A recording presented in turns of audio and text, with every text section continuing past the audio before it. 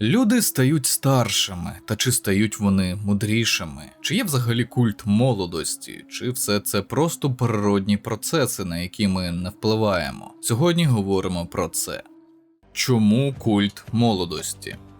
Ви можете погоджуватись чи не погоджуватись з тим, що у світі лояльніше і загалом краще ставляться саме до молодих людей, і з тим, що сучасні медіапродукти, ігри, кіно, серіали, шоу експлуатують чи показують, залежить від того, як ви до цього ставитеся, передусім молодих людей. Врешті-решт, ніхто не рахував, скільки всього персонажів віком до 40 років у всіх відеоіграх світу, і не визначав, які ігри більш успішні – про молодняк чи про пенсіонерів. Тому що нас дискримінують. Насправді, навіть не можу згадати ігри про тих, кому більше 60. Хіба що гравець сам зробив собі такого персонажа. Ну і Думгай ще, і головний герой Disco Elysium, напевно. Головні діди відеоігрової індустрії, так би мовити. Тому мої відчуття про те, що в медійній сфері нас оточує своєрідний культ молодості, доволі суб'єктивні. Я це визнаю. Що не можна сказати про реальне життя, в якому відбувається стабільне старіння населення. А це ми про середню тривалість життя навіть не говорили в Україні. І не поговоримо, бо точних даних немає. Але можна сказати впевнено, вона не виросла. Водночас усі знають, що ті ж роботодавці, принаймні в Україні, не зупиняються і так само, як і 10 років тому, шукають працівників максимум до 45 років зі стажем 30 років. І це ще оптимістична цифра. Жартую. А та ж мультимедійна сфера, про яку сьогодні теж говоримо, завжди була про молодих і для молодих людей, з деякими винятками. Інше питання – молодість – це скільки? Ось в Україні офіційно молоді громадяни – це від 14 до 35 років. Уже непогано. Нещодавно в нас, правда, хотіли зменшити молодість до 29 років, але поки без змін. Взагалі юридично це важливо, мабуть, тільки в контексті житлового кредитування, а от Всесвітня організація охорони здоров'я взагалі називає молодістю 25-44 роки. Погодьтеся, дуже життєствердно. Багато людей вважає молодість найкращим періодом життя, і на це є суто біологічні та психологічні причини. Бо молодість – це краще здоров'я, здебільшого, і фізичне, і ментальне. Це перспективи, які все ще попереду, а не далеко позаду. Це можливості, це ціле життя, яке на тебе чекає. І причандали працюють як треба. І так, в українських реаліях це все звучить надто оптимістично, бо життя з такими сусідами вже не вбачається аж таким перспективним. І так, молодим людям іноді здається, що молодість, юність – це найкращий час, але згодом ця думка змінюється на протилежну, дуже часто. Хоча і в більш старшого віку є свої плюси. Головне, щоб здоров'я і фінансове становище були хороші. Чому молодість приваблює? Еволюційна психологія.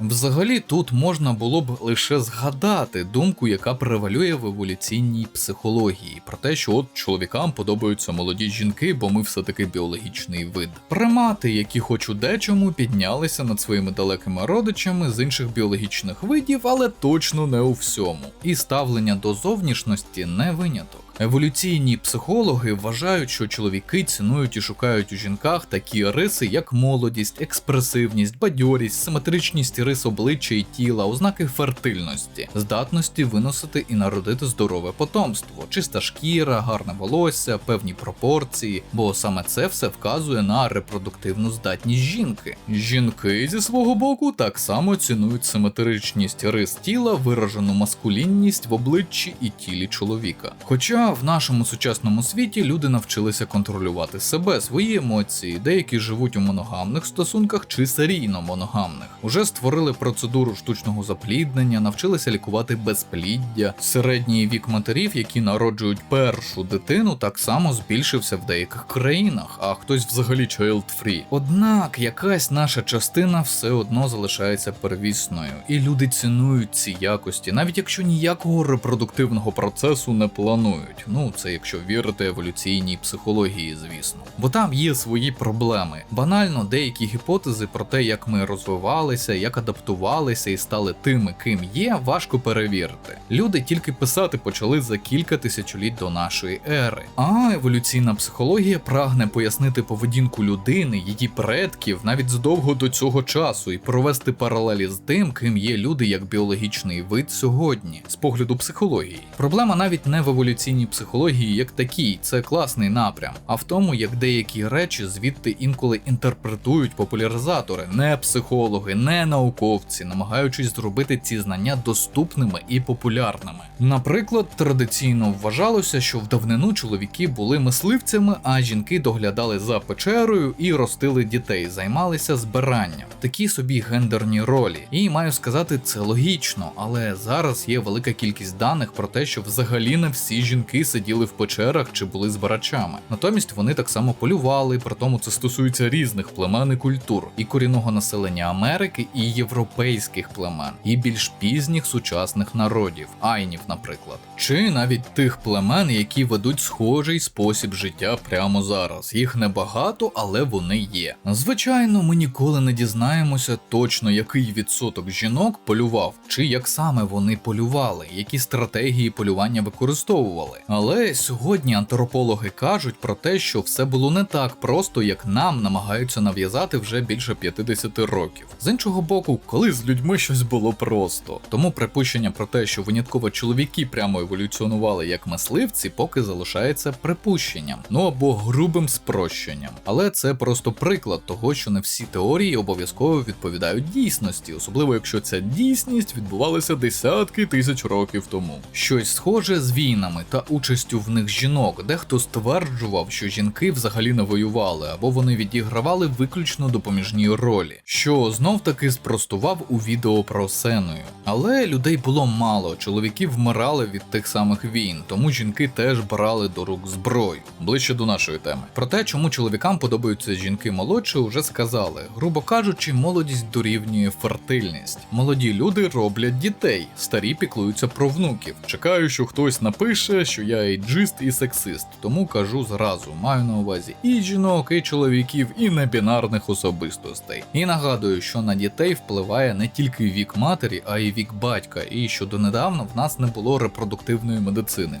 Взагалі. А які чоловіки подобаються жінкам? Тут не все так просто. Хоча кажуть, що зовнішність, фізична привабливість чоловіка не така важлива для жінок, це не значить, що жінкам байдуже на вік їхнього партнера. У нашому суспільстві і в багатьох інших суспільствах так склалося, що жінки обирають більш старших партнерів. Або більш-менш такого ж віку. Принаймні для того, що називають серйозними стосунками і створення сім'ї. Чому?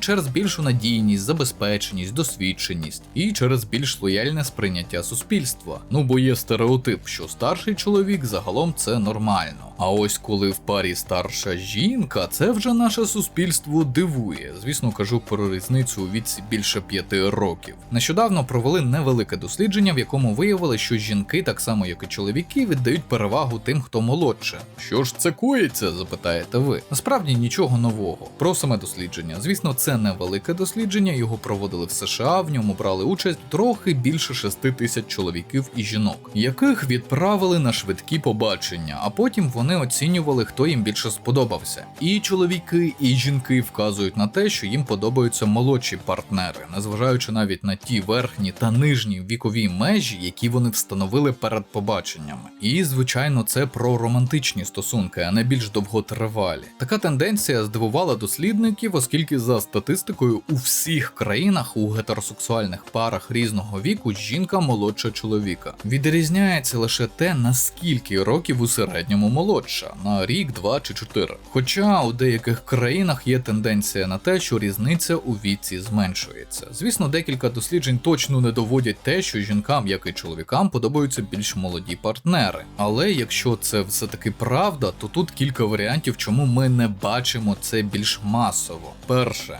до серйозних стосунків більш серйозно ставляться і заводять їх більш старші чоловіки. Друге, стереотипи. Коли формування пари більше залежить від чоловіка, його вподобань, а жінки не хочуть у лапках виховувати чи бути фінансовою опорою для молодшого чоловіка. Також цікавим є спостереження про те, що спочатку жінки обирають старших партнерів, але з віком свого віку і навіть молодше. Тому так, молодість подобається людям тому, що це буквально синонім слова здоров'я. І сексуальності.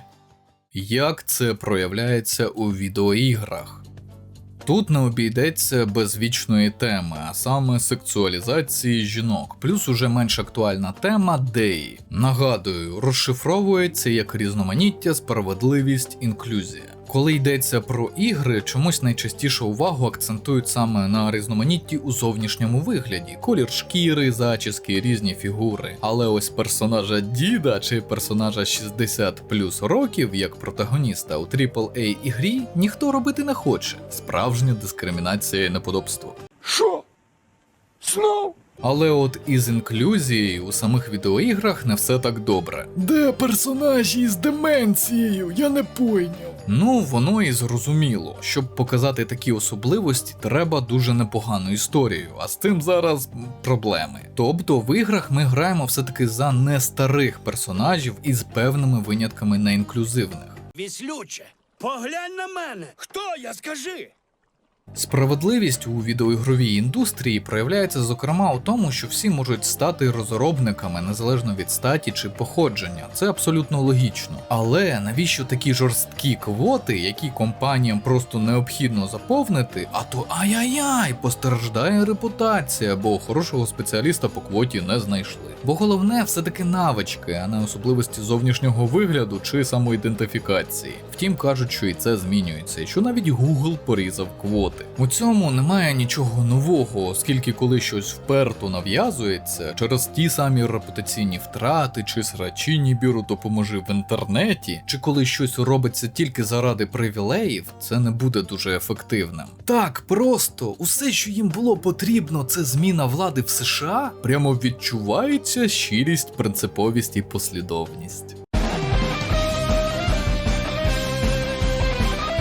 Але геймдев – це передусім бізнес, тому бажання розвиватися і бути в трендах зрозуміле. Та і багато компаній уже і так досягли поставлених квот різноманітності. Ну і можна сказати, що ці всі реальні і не дуже реальні проблеми зі справедливим наймом у цій сфері вже майже в минулому. На порозі з'явилася нова проблема – штучний інтелект, яка так само впливає на найм і звільнення. Звичайно, є не тільки негатив. Деякі розробники дуже позитивно ставляться до шиї в цій сфері. А, до речі, пам'ятаєте про статистику розробників? Згадував її у відео «Фейкові геймери». Там, де про те, що кількість жінок і небінарних осіб у геймдеві зросла до 32%. Тобто насправді не так і багато. І випереджаючи ваші можливі коментарі, скажу, що вважаю, що саме цей аспект як такий неістотно впливає на відеоігри. Не вважаю це основною причиною погіршення якості частини сучасних ігор, як подумали деякі коментатори під тим відео. Бо питання не у гендері, а в професіоналізмі, креативності і таланті. І так, є інші важливі причини, про деякі з них говорив у тому ж відео. А в Міші сім'я рахуй розпалася. Жінка пішла до Уляни, малий став тим квадрокоптером, а Міша мені каже, я вже себе ідентифікую, каже, як Галина. Каже, кажіть до мене, він, вона. Повертаємося до сексуалізації. Секс все ще цікавить людство і продає товари. Ігри також. І хоча, зважаючи на ту ж політику деї, сексуалізації наче стало менше, але це не точно. Можливо, вона стала не такою відвертою, там, де вона могла бути ого-го. Гачі ігри сміються з цього. Тож так, вона все ще є. Бо сюрприз! Як мінімум, не всі студії дотримуються цієї політики. Для декого важливіші прибутки. А сексуалізовані персонажі – простий спосіб отримати увагу потенційних покупців. Та й давайте чесно, різноманіття як концепт охоплює всіх, зокрема й тих, кого називають сексуальним. Їх ще не кенселять, до речі. Ну і хентай ігри теж нікуди не поділися, їх величезна кількість. Тут треба було б розібратися з поняттям сексуалізація персонажів, але з цим складно, бо якихось чітких меж насправді немає, якщо не говоримо про щось типу таке. Це не тільки ті випадки, коли персонажі – це просто сексуальні об'єкти, тобто вони не мають більше ніякої цінності чи значення для сюжету, і по суті їхній характер обмежується тим, як вони виглядають. Це може бути і відвертий одяг, і фігура, і зачіска, і те, що називають конвенційною красою. Для декого це навіть те, коли персонажка, говоримо саме про сексуалізацію персонажів жінок, недостатньо самостійна і незалежна жінка. Тобто це може бути про будь-що, що теоретично може сподобатися чоловікові. Але, звичайно, говорячи про сексуалізацію, завжди акцентують саме на зовнішньому вигляді. Хоча реально гравців, для яких аж такий важливий вигляд персонажів, не так і багато. За умови, якщо гра дійсно хороша. А коли там є проблеми і з геймплеєм, і з історією, переважно тоді й починаються закиди про не таку нестандартну зовнішність. Бо зазвичай за це дуже просто зачепитись. А політика Деї підливає масло у вогонь. Бо у гравців уже є очікування. Персонаж не загально прийнято, гарний, чи не відповідає тим же очікуванням, значить буде з***па. Бо ж Це ж було вже. це стало ніби міткою того, що сценаристи, розробники не дуже переживають за якість гри. Хоча з іншого боку, таких ігор не так і багато. Просто вони ставали інфоприводами, навколо яких роздували скандали. Ну і те, що деякі такі ігри багатобюджетні від відомих студій, також дуже впливає на дискусію. Так, Ubisoft. Тож боротьба з сексуалізацією триває, але якось не дуже виходить. Умовно, якщо розглядати ставлення гравців до цієї теми, можна виокремити кілька груп. Перші – ті, кому похуй. Їм все одно, аби гра була хороша. Коли на першому місці – якість. Другі – ті, хто вважає, що в сучасних відеоіграх такому не місце. Такого має бути якомога менше. Треті – просто хочуть, щоб персонажі були конвенційно привабливими. Тобто привабливими загально прийнятих стандартах. Вони приходять в ігри не за реалістичністю, для цього є реальне життя. Четверті – ті, які за максимальну сексуалізацію, еротику тощо, їх насправді не так багато. Окрема категорія – ті, кому теж взагалі п***, але вони регулярно беруть участь у всіх срачах, тобто дискусіях на цю тему. Мені подобається, як воно горить, як люди суетяться. Іноді оце бажання бачити конвенційно привабливих персонажів, і чоловічих, і жіночих, називають сексуалізацією, що якби не зовсім відповідає дійсності. Доходить до смішного, як і з Відьмаком 4, коли деякі гравці подивились на Цірі з трейлеру і сказали: «Це кінець, CD Projekt Red тепер теж вовк! Давайте кенселити гру, яка ще невідомо коли вийде». Бо у героїні недостатньо привабливе обличчя. Хоча суб'єктивно те, що не сподобалось цим гравцям, можна пояснити тим, що Ціріла виглядає банально старшою, ніж у минулих іграх. Ну і декому не сподобалося, що гра взагалі буде про жінок. Що теж було доволі передбачувано, але гру поки що не змогли скасувати в цих наших інтернетах. І розробники навіть виклали додаткове відео, в якому показали те, що було за лаштунками. І диво, тепер усіх все влаштовує. Ну майже всіх. Хоча самі проджекти кажуть, що нічого не змінювали. Але яка б там гра не була, для декого вона залишиться вовк у будь-якому разі. Хоча можна було б сперечатися щодо лору, того чи варто було робити сиквел і називати його Відьмак 4, чи робити головною героїнею саме Цірі. Але інфопривід намагалися роздути саме через трейлерну зовнішність. Хоча ми з вами точно знаємо, що Відьмак із трейлеру відрізнявся від Відьмака безпосередньо в грі. Oh my God, who the hell cares? Тут можна ще й KCD 2 згадати, те, як намагалися розкачати тему, що Птачику в другій частині 15, бо це ж він заснований на реальному Яну Птачику з 15 століття. Ні, розробники звичайно намагалися зберегти якусь історичність, але ж не настільки. У нас би гри навіть не було, бо більшість персонажів там Оце так несподіванка. вигадані. І ні, те, що він точно виглядає старше цього віку, теж не заважало розпалювати багаття скандалу. До речі, нагадую, на цьому каналі є огляд і першої, і другої KCD. Ще цікаво те, як до сексуалізації чоловіків в іграх ставляться жінки. Зрозуміло, що більшість жінок ставиться до сексуалізації саме жіночих персонажів усе таки негативно, що не можна сказати про ставлення до чоловічих персонажів. І з цим усе складніше. З одного боку, деякі не сприймають сексуалізацію чоловічих персонажів за сексуалізацію як таку. Мовляв, це просто голий Геральт. Нічого такого в цьому немає. Це ж вигаданий персонаж, тобто саме сприйняття інше. З іншого боку, є ігри, наприклад, казуальні мобільні інтерактивні історії, у яких не обійшлося без сексуалізації. Такі собі новели-фанфіки. Вони буквально романтичні і все, що з цього витікає. Так, там переважно немає нічого аж такого еротичного, але там є романтичні пригоди, що якби недалеко від сексуалізації. Так, це більш все-таки про емоційну сторону, а не візуал, але не без цього. Ну і як тут не згадати фан-арти, які інколи навіть дуже відверті, і їх створюють не тільки чоловіки. Правило 34 ніхто не скасовував. Думаю, що проблема може бути і в тому, що жінки і чоловіки трохи по-різному сприймають привабливість своєї статі. Частина гравців, звичайно, якоюсь мірою асоціює себе з персонажами в іграх, але не тільки завдяки зовнішності чи статі. Якщо герой пустий, то ніяка візуальна схожість, навіть абсолютна, не допоможе зробити його сильно краще. Так само, як і візуальна реалістичність. Бо ми все-таки сприймаємо героя в контексті його історії, а не відірвано від неї. Давайте відверто. Мені, наприклад, не подобаються персонажі із чітко вбудованим каліцтвом, проявами хвороби на шкірі, наприклад, тощо. Якщо це зроблено без якоїсь сценарної чи геймплейної мети. Але коли це частина історії, у мене питань немає. Приклади. Персонаж ветеран, а це шрам після поранення. Або персонажка пережила чуму чи іншу страшну хворобу, тому така шкіра. Є дві причини такого мого ставлення. Перше, мені просто неприємно дивитись на каліцтво у відеогрі, бо бачив подібне надто багато в реальності. Шпиталях, клініках, лікарнях, де працював тощо. Не треба показувати жесть просто так, аби шокувати. Розробник мене не здивує, лише тригерне спогади про реальність, яка значно страшніша.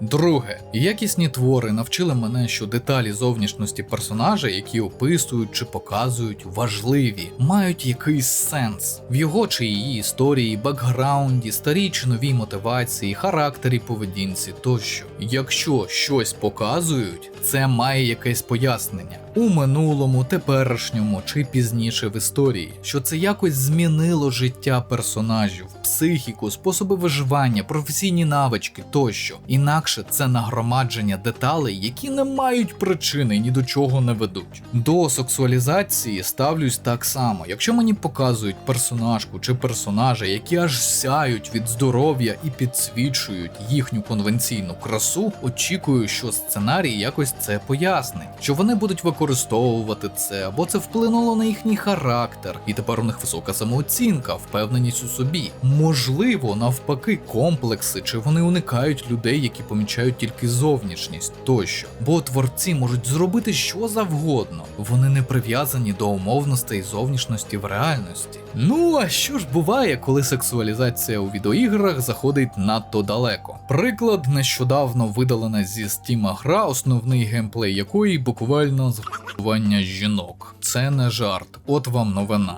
Як ця гра взагалі пройшла первинну модерацію на платформі, просто не уявляю. Темна сторона. Страх старіння. Звісно, також існує така штука, як страх старіння, геронтофобія. Це не тільки страх постаріти, а й взагалі страх, огида до людей старшого віку. Наша культура гонитва за молодістю може тільки сприяти йому. Якщо трохи заглибитись, можна дійти висновку, що в деяких випадках страх перед старістю – це все-таки прояв якогось іншого страху. Це може бути страх бідності, чи страх немічності, або той самий страх смерті, чи страх невідомого. Так усе доволі просто. Зараз у час соцмереж, споживацтва і брейнроту молодість стала товаром, який успішно продають. Ну її завжди продавали, але зараз це роблять ще більш відверто. Притому говорять не про молодість чи ясність розуму, чи душі нібіру прости. І навіть не завжди про біологічну молодість як таку. На передньому плані саме зовнішній вигляд. Найбільшими жертвами індустрії молодості стали, звісно, жінки, які тепер мають бути вічно молодими, бо хтось там із зірок із мільйонними статками в 50 виглядає на 30. Ну і дітям до 12 років тепер теж абсолютно серйозно продають косметику у Тіктоці. Ту косметику, яка бореться зі старінням в 10 років.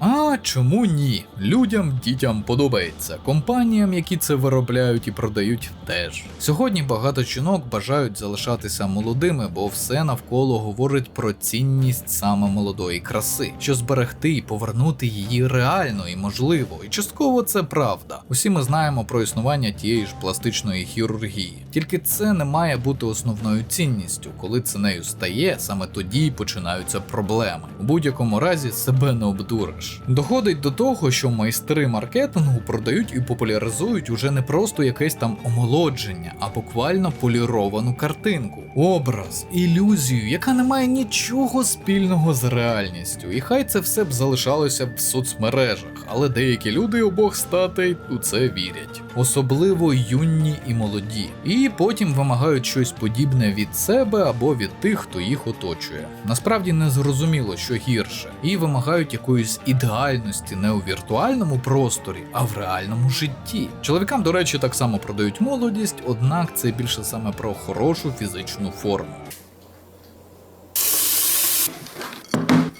Але реклама і Ендрю Тейт так само нав'язують різні БАДи, вітаміни, дієти, які от-от і зроблять із будь-кого альфа-самця. Навіть із жінки. Водночас чоловікам все-таки поки що дозволено бути старими. А ось, наприклад, серед лідерів вільного і не дуже вільного світу навпаки справжній культ старості. Тут можна було б сказати, що просто багато сучасних дорослих виросли без батьківської фігури і тепер шукають її в Нібіру «Поможи політиках». Але це вже занадто навіть для позаземної ящерки. Насправді це вже зовсім інша історія, починаючи з того, що ми несвідомо асоціюємо вік із досвідом, закінчуючи існуванням різних політичних систем та іншими факторами. Молодість в армії.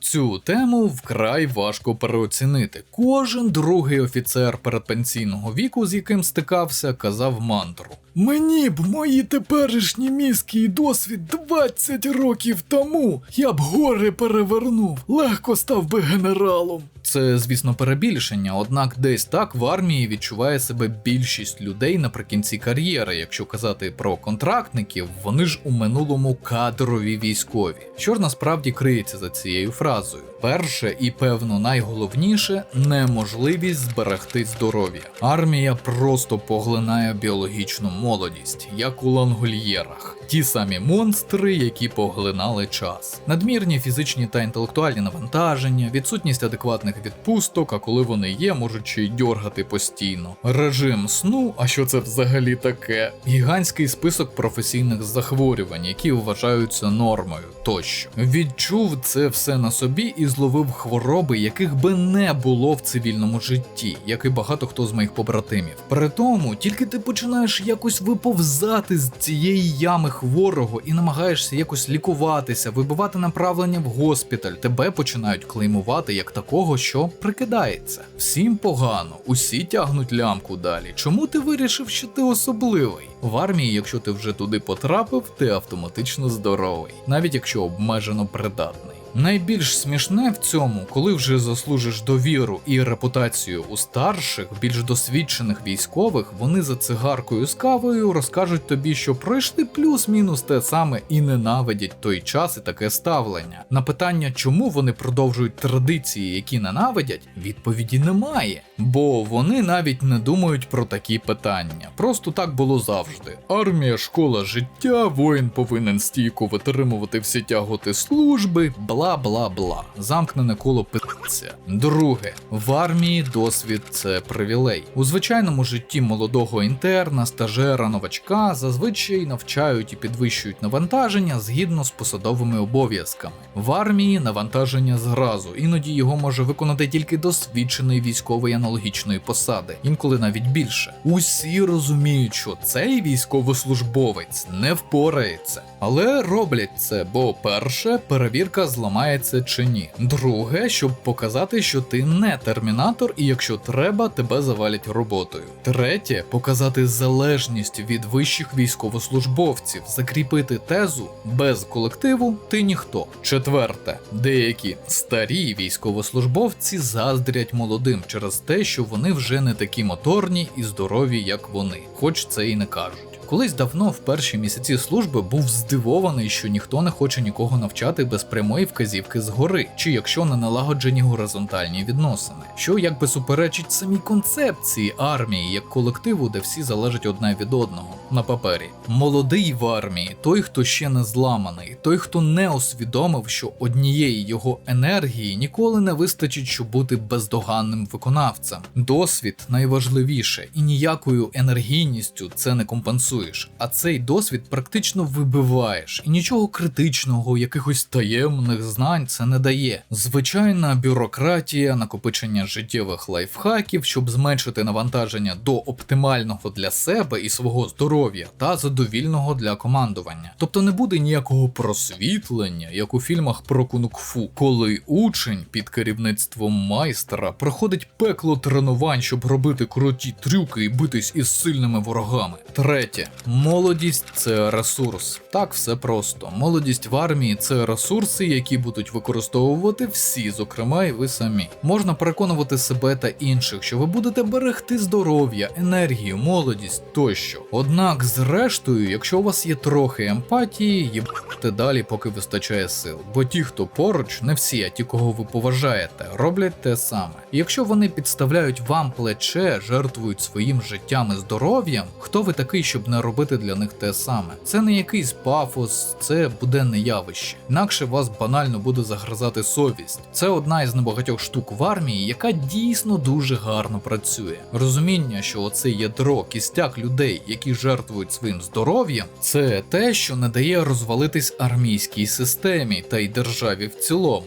Знов таки, це проста констатація факту. Тому поступово ваша молодість і все, що з нею пов'язане, на жаль, відходить на задній план. Думаю, ви зрозуміли, що в армії молодість, зокрема здоров'я, це така собі сакральна жертва, яку треба віддати, аби мати звичайну ефективність чи за бажанням перспективу побудови військової кар'єри. У нашому випадку ще й збереження нації, суспільства і держави. Висновки.